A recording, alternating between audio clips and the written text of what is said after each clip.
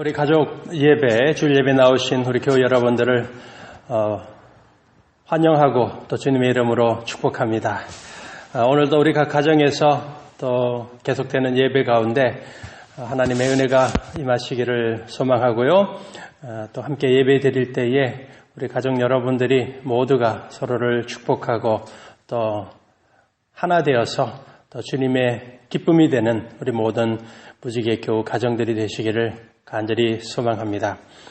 우리가 지금 그 호주 코로나 바이러스 때문에, 호주 정부의 그 코로나19 바이러스 정책으로 인해서 이제 조금씩 완화되고 있습니다. 내일부터 6월부터 이제 2단계 조치가 시작이 되면 30에서 50명까지 이제 모임을 가질 수가 있습니다. 그래서 지난번에 새벽 예배가 시작되었습니다. 그리고 이제 이번 주부터 수요 예배가 이제 시작됩니다. 물론 그 사회적 거리두기 위생을 위해서 안전 수칙들을 잘 지키면서 우리가 계속 이제 새롭게 이제 수요 예배 시작한다라는 거 우리 교회 여러분들이 기억해 주시고요. 그 다음에 아마 이런 생각하시는 분이 계실 겁니다. 50명까지 모일 수 있으면 주일 예배 함께 모여서 예배 드릴 수 있지 않는가라고 생각을 하실 텐데 아직 조금 어려움이 있습니다. 공간적으로 50명이 되면 1부, 2부 이렇게 나누어서 예배드리고 또 주일학교 우리 청소년부, 어린이부까지 다 합치게 되면 50명 맥시멈 넘버로 2부, 3부까지 나누어도 이 공간적인 어려움이 좀 있습니다. 그래서 아직 2단계에서는 저희가 모든 예배가 정상화되기가 좀 어려운 부분이 있습니다. 우리 교회 여러분들이 양해해 주시고요. 물론 아직도 좀 어려움이 있지만 우리 교회 여러분들께서 또 기도해 주시고 또 각 가정에서 또 서로의 신앙생활들을 또 열심을 내어서 우리가 3단계 들어갈 때쯤에 우리가 온전하게 예배 드리는 부분들 교회가 논의하고 우리 교회 여러분들에게 모두 알려드리도록 하겠습니다. 계속해서 교회의 정상화, 예배가 회복되기 위해서 기도해 주시고 또 우리 모든 우리 교회 여러분들 한 가정 한 가정이 또 신앙 안에서 믿음 안에서 이 힘든 시기 잘 이겨내고 오히려 더 큰 하나님의 은혜 충만한 삶 살아갈 수 있도록 서로 격려해 주시고 함께 해 주시기 부탁드리겠습니다. 자, 오늘 말씀 사도행전 2장 1절에서 13절까지 말씀입니다. 오순절 날이 이름에라는 제목으로 오늘 말씀을 증거하도록 하겠습니다.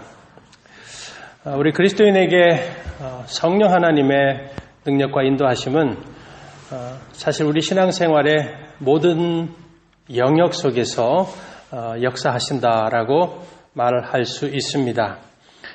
우리가 거듭남의 역사를 체험해서 그리스도인으로 변화되는 그 순간부터 바로 성령 하나님의 역사로 시작합니다. 그리고 우리가 믿는 자로 하루하루 한 걸음 한 걸음 살아나가는 우리의 삶 속에서 또한 성령 하나님께서 늘 우리의 마음을 주장하시고 우리가 가야 할 그 믿음의 길을 인도하여 주십니다. 그래서 성령 하나님은 정말 쉬지 않고 우리 안에서 일하시고 또 우리가 예상하지 못하는 놀라운 방법으로 성령 하나님의 도우심을 경험하게 됩니다. 오늘 본문의 말씀이 사도행전 2장 오순절 성령 강림의 사건의 말씀입니다. 제가 특별히 오늘 말씀을 준비하면서 은혜가 있었습니다. 성령 하나님이 이렇게 역사하시는구나라는 좀 작지만 귀한 간증이 있었습니다. 그 이유는 제가 오늘 설교 말씀을 오늘 2장의 본문의 말씀으로 준비하고 그리고 나서야 좀 늦게 제가 한 가지 발견한 것이 오늘 5월 31일이 바로 교회의 절기로 따지면 성령 강림주일이라는 사실입니다. 사도행전 말씀을 1월부터 그 순서대로 지금 강해를 하고 있지 않습니까? 그래서 또 5월 달에는 또 어버이줄도 있었고 해서 제가 사실은 그 오늘 보면 사도행전 2장 오순절 성령 강림의 사건이 나오는 말씀을 5월 31일 성령 강림주일에 설교해야겠다라는 계획은 하지 않았습니다. 생각지도 못했었습니다. 이 순서대로 이렇게 강의 설교를 하면서 그걸 맞춘다라는 게 사실은 좀 어려움이 있죠. 그런데 오늘 이렇게 정확하게 성령 강림주일에 오늘 오순절 성령님이 임하신 사도행전 2장의 본문이 딱 정해졌고 그걸 제가 준비했고 또 준비하고 나서야 그 사실을 제가 발견했습니다. 그러니 저는 참 은혜가 있었습니다. 작은 일로 보일 수 있겠습니다마는 성령 하나님이 나의 삶 가운데 또 나의 사역 가운데 또 함께 하고 계시고 역사하시는 분이시라는 그런 고백이 있었습니다. 스가랴 선지자가 했던 고백이죠. 만군의 여호와께서 말씀하시되 이는 힘으로 되지 아니하며 능력으로 되지 아니하고 오직 나의 영으로 되느니라. 힘으로 되지 않고 능력으로 되지 않습니다. 사람이 아무리 지혜를 발휘해보고 지식을 총동원해봐도 여러분 우리의 사역, 우리의 인생길 또 우리가 신앙으로 이 힘든 상황 속에서 이겨나가는 모든 일들 여러분 오직 나의 영이라고 말씀하신 하나님의 영, 성령 하나님이 함께 하시고 그 힘으로 우리는 감당하는 것입니다. 그래서 누군가에게는 여러분 이게 우연의 일치라고 보여질 수 있습니다. 그러나 믿음으로 사는 우리들에게는 틀림없이 역사하시는 하나님의 은혜요. 우리가 성령 하나님의 능력 안에 살아가고 있음을 분명하게 깨닫게 됐고 제 자신이 그 사실을 다시 한번 감사하고 고백할 수가 있었습니다. 오늘 사랑하는 교회 여러분들에게도 이렇게 우리의 작고 때로는 큰 일 가운데 성령 하나님이 언제나 함께 하시고 또 우리의 인생 능력으로 인도하고 계심을 믿으시는 그 놀라운 은혜가 있기를 주님의 이름으로 축복합니다. 자, 이제 마가다락방에서 11명의 사도 그리고 새롭게 선출받은 12번째 사도와 120명의 성도들이 예수님이 하늘로 승천하시고 오직 성령이 너희에게 임하시면 너희가 권능을 받고 예루살렘과 온 유대와 사마리아와 땅끝까지 이르러 내 증인이 되리라. 이 대사명을 받았습니다. 그리고 그들이 마가의 다락방에서 함께 모여 한 마음으로 오로지 기도에 힘쓰면서 하나님의 약속하신 성령을 기다리면서 오순절을 맞이했습니다. 그 기도하는 공동체 위에 오순절 성령 강림, 그 충만한 은혜 역사가 이제 시작되고 있습니다. 지난주 설교를 통해서는 우리가 바로 그곳에서 아겔다마의 교훈이었습니다. 그 아겔다마의 주인공이었던 제곳으로 가버린 가룟 유다를 대신하여서 12번째 사도 마띠아를 선출하고 이제 온 성도들이 주님의 약속하신 성령을 간절하게 기다리고 있었습니다. 오늘 본문의 말씀이죠. 1절 말씀입니다. 오순절 날이 이미 이름에 그들이 다 같이 한 곳에 모였더니 그 120명의 성도들이 한 곳에 모였습니다. 한 곳에 모여서 기다렸고 이제 오순절이 이르렀을 때에 성령 하나님께서 강하고 그리고 뜨겁고 능력으로 모든 사람들 위해 임하시게 됩니다. 이 성령님이 임하신 그 날이 이스라엘의 절기 중에서 오순절날 임하셨다라는 점을 우리가 한번 주의해서 생각해 보고자 합니다. 왜 오순절날 임하셨을까? 여러분 구약에는 하나님이 세우신 3대 절기가 있습니다. 첫 번째 출애굽 그 10번째 어린 양의 피와 관련되어 있는 유월절입니다. 혹은 무교절이라고도 말하죠. 그리고 두 번째가 오늘 바로 이 증거되고 있는 오순절, 즉 유월절로부터 50일째에 첫 보리의 수확을 하고서 하나님께 그 보리의 첫 열매를 감사로 드렸던 절기 맥주절이라고도 합니다. 오순절 혹은 칠칠절이 있습니다. 그리고 세 번째가 가장 하나님 앞에 큰 감사로 드렸던 수장절이 있습니다. 밀이나 포도 한 해 동안 하나님이 주셨던 그 은혜로 추수하면서 그들이 늘 장막 생활을 했던 이스라엘 민족이 땅의 열매를 추수할 수 있어서 하나님께 감사하며 드렸던 절기입니다. 그게 수장절 혹은 장막절이라고 하죠. 그 가운데 이제 오순절날 성령 하나님이 임하셨습니다. 자, 여기에는 우리가 한번 생각해 볼 것이 이 유월절 어린 양 대신 예수님께서 십자가에서 죽으심으로 여러분 죄사함의 구원을 완성하셨습니다. 그 유월절이 지난 50일 후 그때 보리를 추수하여서 첫 열매를 하나님께 드리듯이 예수 그리스도의 보혈의 은혜로 구원받은 구원의 첫 열매와 같은 바로 120명의 성도들이 모여 있을 때에 그때 성령 하나님이 임하신 겁니다. 그래서 오늘 본문 1절에서 오순절이 이미 이르매라고 증거하는 것입니다. 이 6월절 어린 양 되신 예수님, 그리고 그 예수님의 은혜로 첫 열매와 같은 성도들이 함께 모였던 오순절에 성령 하나님이 임하신 겁니다. 즉 예수님의 구원의 사역을 성령 하나님께서 이제 이 땅 가운데서 이어받으셔서 이 땅에서 구원의 열매들을 맺어 나가신다라고 하는 이 구약의 절기 속에도 담겨져 있는 사건이 오늘 이 본문의 말씀을 통하여서 증명이 된 것입니다. 그리고 또 한 가지는 이 오순절이 언제 일어났는가? 바로 예수님께서 부활하신 이후 40일 동안 제자들과 함께 계셨습니다.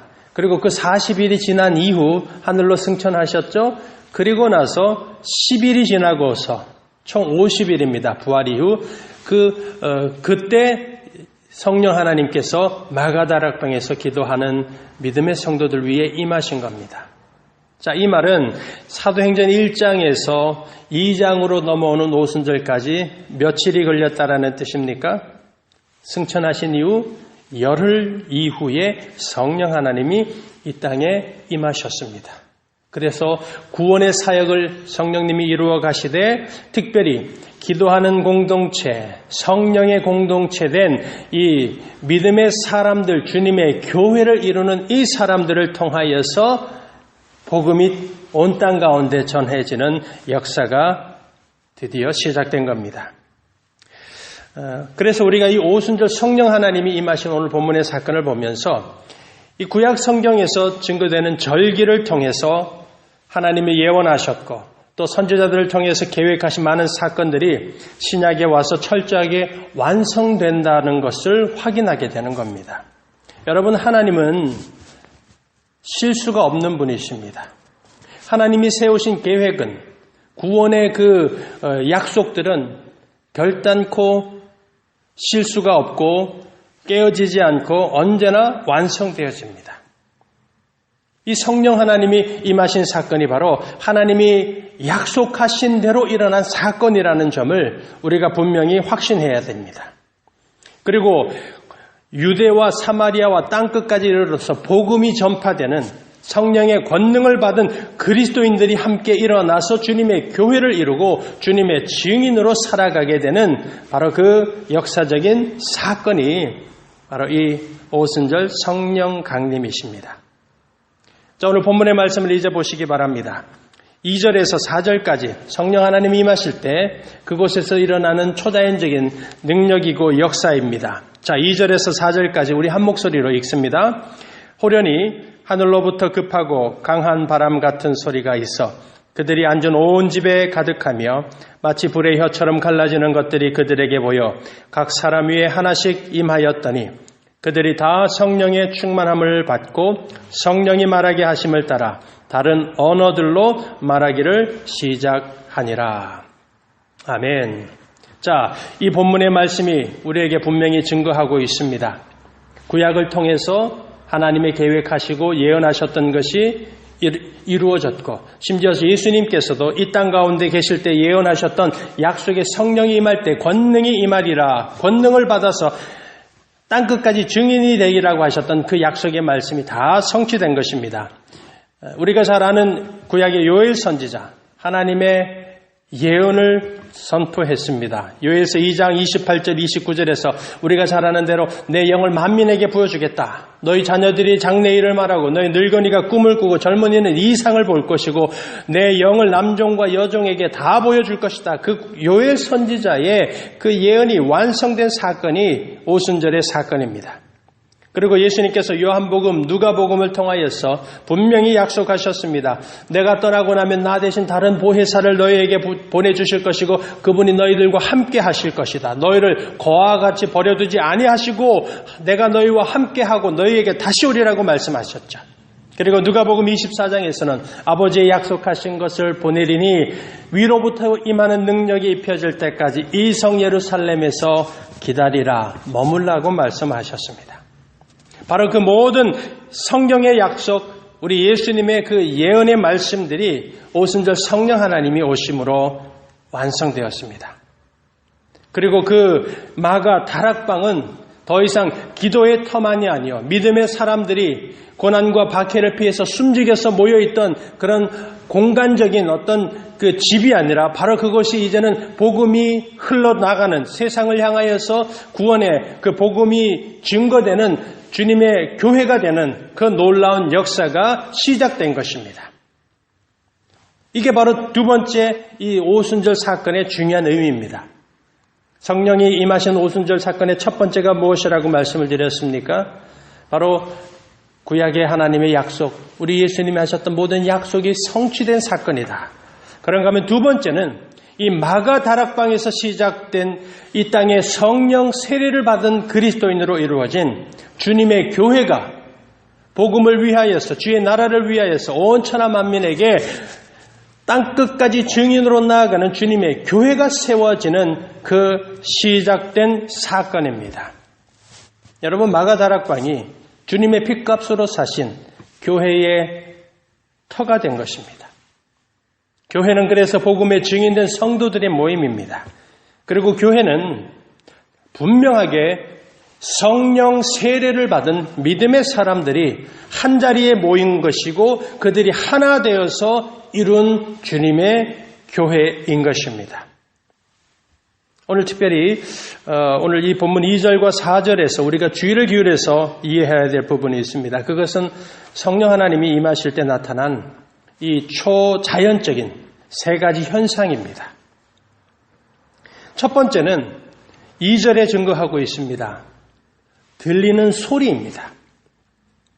급하고 강한 바람 같은 소리로 성령 하나님이 임하셨습니다.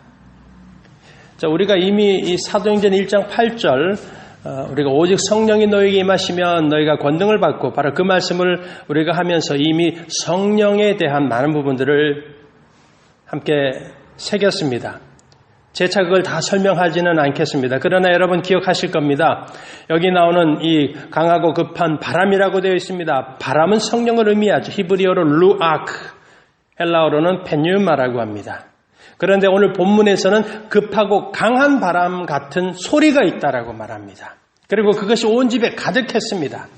급하고 강하다라는 이 말은 몰아친다라는 뜻입니다. 모든 것을 뒤흔드는 아주 강력한 바람이라는 뜻입니다. 그래서 성령 하나님이 바로 이 마가 다락방의 생명의 바람처럼 이 120명의 사람들의 영혼과 그들의 마음 가운데 새로운 영으로, 담대한 영으로, 그리고 생명력 있는 영으로 그들에게 임하셨다라는 그 증거의 말씀입니다. 성령 세례를 받고 날마다 성령 충만을 받은 그리스도인이 어떤 사람인가, 그리고 그런 사람은 어떻게 살아가는지를 증명하고 있는 것입니다. 이전까지는 여러분 핍박이 두려웠고 박해받는 것이 무서웠습니다. 사람 앞에 서는 것, 대제사장 앞에서 바리새인들 앞에 그들의 얼굴을 드러내는 것이 두렵고 무서웠습니다. 채찍이 두려웠고 사람들의 손가락질이 두렵고 그리스도인이라고 말하면서 사람들로부터 외면당하는 것이 무서웠습니다. 그러나 바로 오늘 이 급하고 강한 새로운 생명의 영 성령 하나님을 체험하고 그 성령님이 임하시고 나서 이 사도행전 2장 후반부에서부터는 12사도는 물론이거니와 모든 120명의 믿음의 성도들이 더 이상 그들에게 두려운 존재는 없었습니다. 누구도 두려워하지 않았습니다. 핍박도 고난도 박해도 대제사장도 장로들과 바리새인들도 더 이상 그들은 두려움의 대상이 아니라 그들은 오히려 하나님 앞에서 회개해야 할 대상이라는 것을 그들은 깨닫고 담대하게 복음을 전하는 삶을 산 것입니다. 삶의 변화가 일어난 것입니다. 이게 바로 급하고 강한 바람 같은 소리로 성령 하나님이 임하실 때 우리에게도 일어나는 역사인 줄 믿으시기 바랍니다. 자, 그리고 두 번째 초자연적인 현상은 이번에는 사람의 눈에 보이는 것, 즉 불과 같은, 불의 혀와 같이 성령 하나님이 임하십니다. 3절에 나오죠. 마치 불의 혀처럼 갈라지는 것들이 그들에게 보였다라고 말합니다. 그리고 그 불이 각 사람 위에 임했습니다. 자, 이 성령 하나님을 나타낼 때 이미지를 불로 나타내는 것 또한 매우 중요한 의미가 있습니다. 자, 불은 성경에서는 하나님의 임재를 상징합니다. 창세기 15장에서 아브라함이 하나님과 약속을 맺는 사건에서 그가 쪼개어진 그 재물 사이로 하나님을 기다리고 있을 때 하나님께 불로서 그 쪼개어진 재물 사이를 태우고 지나가시죠. 하나님이 임하셨다라는 겁니다. 모세도 타는 떨기나무 그 가운데 불로 임하신 하나님 만났습니다. 엘리야에게는 갈멜산에서 불로 응답하셨습니다. 그리고 세례 요한도 요단강에서 이렇게 선포했습니다. 나는 물로 세례를 주지만 내 뒤에 오실 분은 예수 그리스도는 바로 성령과 불로 세례를 주신다라고 분명히 선포했던 것과 같습니다. 그 의미입니다. 그리고 불은 그 이미지가 바로 성령이 임한 것은 곧 불은 어둠을 밝히는 빛을 상징합니다. 그래서 오순절 불의 혀와 같이 갈라지는 그 모습으로 성령 하나님이 오신 사건은 이제는 죄악의 어두운 시대가 아니라 그리스도를 십자가에 못 박아서 타락했던 시대가 아니라 이제는 복음의 빛이 바라고 그 빛의 그 근원이 바로 성령 하나님이시고 그 성령님의 역사로 온 세상이 복음의 빛을 받아 누리게 될 것이다라는 것을 의미합니다. 그리고 여러분, 성령님을 불로 하는 것은 불이 가지고 있는 그 태우는 성질이죠. 그리고 그 태우는 것 때문에 불은 언제나 정결함을 의미합니다. 그래서 성령 하나님께서는 예수 믿는 모든 사람들의 죄악을 불태우시는 분입니다. 그리고 예수를 바라보고 그 예수님을 믿는 사람들의 그 영혼과 삶을 어떻게 하십니까? 정결한 하나님의 백성 삼아 주시게 되는 겁니다. 그래서 태우고 정결한 불, 성령 하나님이죠. 뿐만 아니라 성령이 불의 혀와 같이 임했다라는 것은 불은 우리에게 따뜻함을 줍니다. 뜨거움을 주죠. 성령 하나님이 주시는 그 따뜻함이 무엇이겠습니까? 인간의 그 차갑고 냉랭하고 굳어져 있던 우리의 마음을 따뜻하게 녹여주시는 겁니다. 변화시켜 주시는 겁니다. 그게 바로 에스겔 선지자에게 그 하나님께서 예언의 말씀을 주셨죠. 너의 돌같이 굳은 마음, 그 마음을 제하고 살과 같이 부드러운 마음, 그 마음을 주시겠다. 즉 구원의 예수 그리스도를 믿어 구원받을 수 있는 그 구원의 마음을 주시겠다. 그 은혜를 주시겠다라는 약속인 것입니다. 여러분, 예수를 철저하게 부인하고 살아가다가 어느 순간 예수님을 진정으로 만나 회심하는 그런 사람들, 아마 우리들에게도 그런 경험이 있습니다. 그렇게 예수 부인하고 살다가 주님을 진정으로 만났을 때 어떤 회심의 반응을 합니까? 그 주님의 보좌 앞에 나가서 무릎 꿇고 목 놓아 울고 눈물을 흘리면서 회개합니다. 새 사람으로 변화됩니다. 여러분, 어떻게 그렇게 굳어있는 사람, 정말 피눈물도 없을처럼 그렇게 눈물이 없던 사람이 이 예수님 만나고 그렇게 눈물을 흘리고 회심을 할 수 있겠습니까? 성령이 하나님의 역사입니다. 그 굳은 마음, 냉랭한 마음을 성령 하나님이 불과 같이 임하신 성령님이 따뜻하게 해주시는 것. 그래서 그 마음의 변화가 일어났기 때문에 예수의 사랑을 깨닫고 자기의 죄를 사해 주신 주님의 십자가의 은혜 앞에서 사람들은 눈물을 흘리는 것이고 그 마음에 구원의 그 감격이죠. 그 따뜻한 성령 하나님의 만져주심을 경험하는 것입니다. 이게 바로 불의 혀와 같이 임하는 그 성령 하나님의 역사입니다.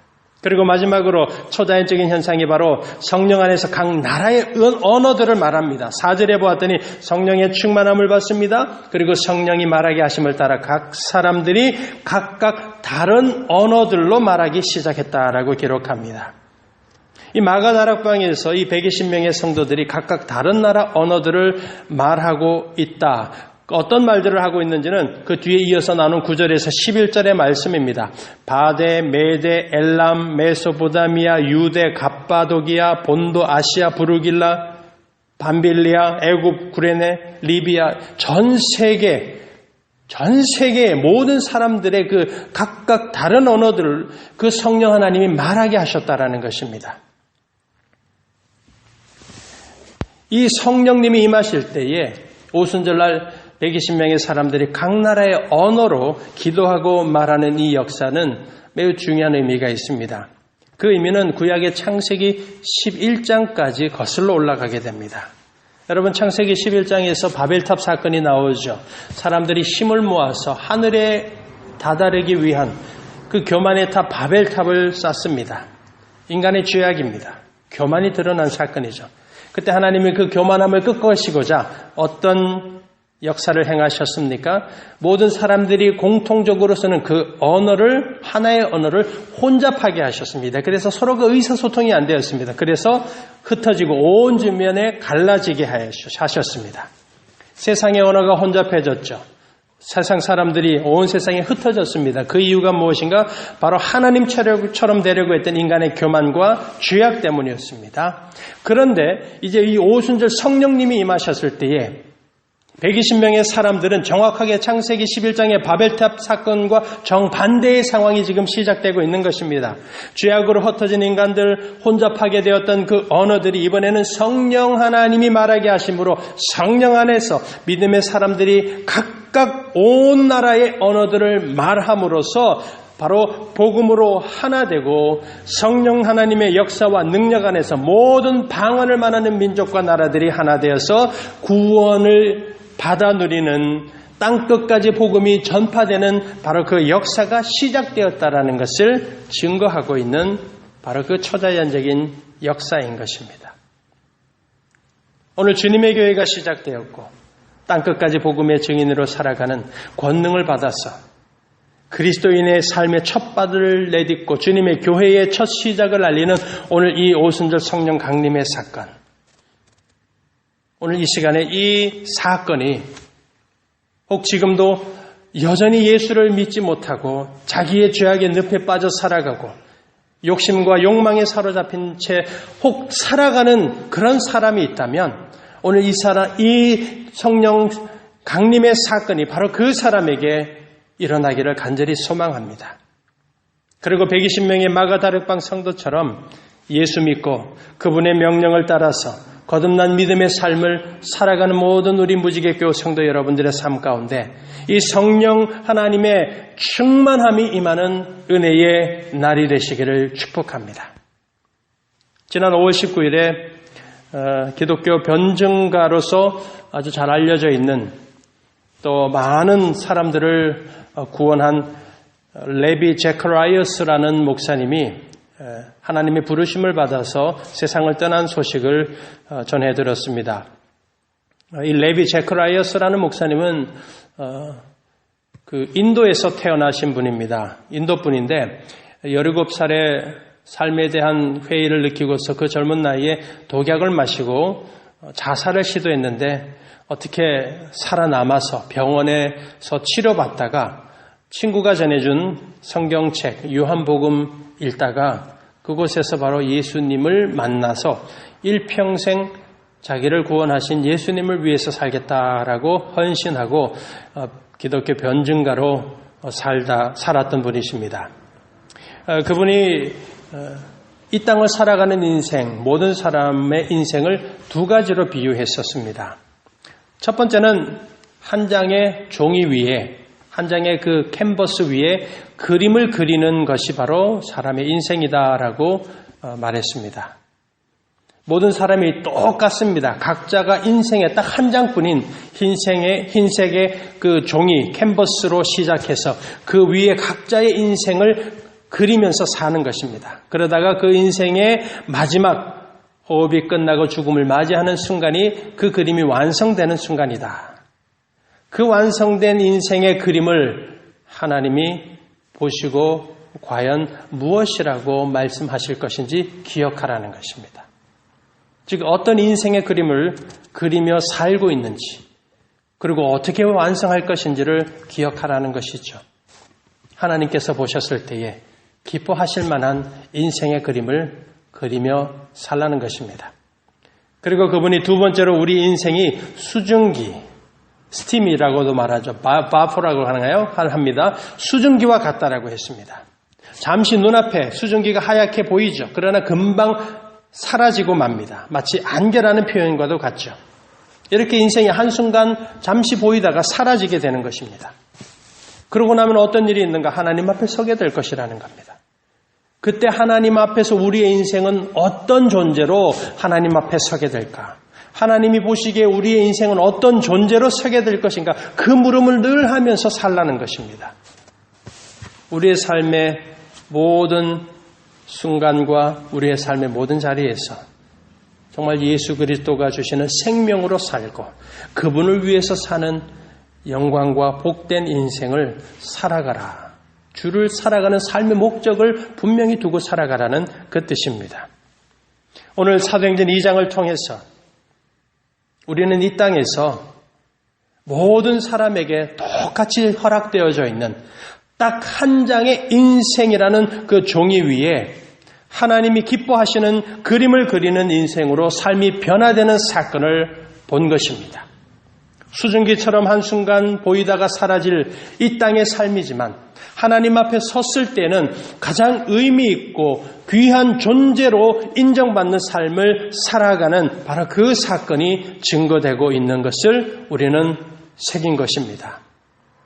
사랑하는 교회 여러분, 우리가 기억해야 할 것은 우리 모두가 한 장밖에 없는 우리 인생이라는 종이 위에 그림을 그리며 살아가고 있다는 것.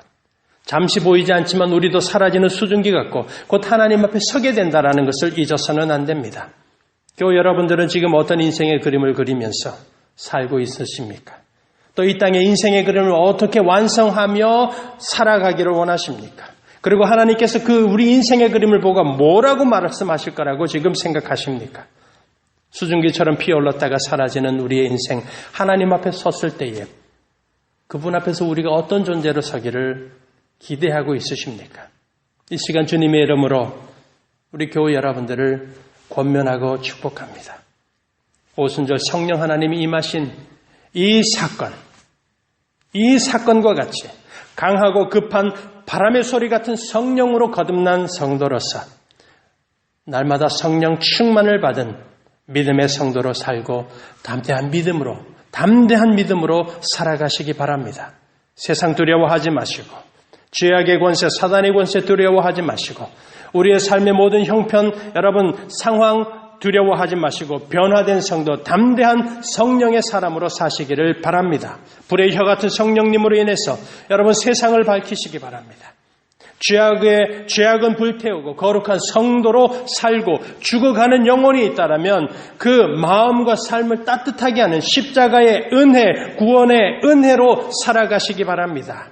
각 나라의 언어로 성령으로 말했던 이 120명의 성도들처럼 함께 성령으로 연합하고 하나된 교회를 이루시고 복음으로 하나 되어서 천하 만민을 살리는 예수 그리스도의 복음으로 사는 성도, 예수 그리스도의 증인이 되어서 하나님이 보시고 기뻐하실 완성된 그 아름다운 그리스도인의 인생의 그림이요, 성령 하나님의 그 능력으로 인침받은 진정으로 성령의 사람, 성령 충만함으로 하나님 앞에서 인정받으면서 주의 길 걸어가는 우리 모두가 되시기를 다시 한 번 더 간절히 축원드립니다.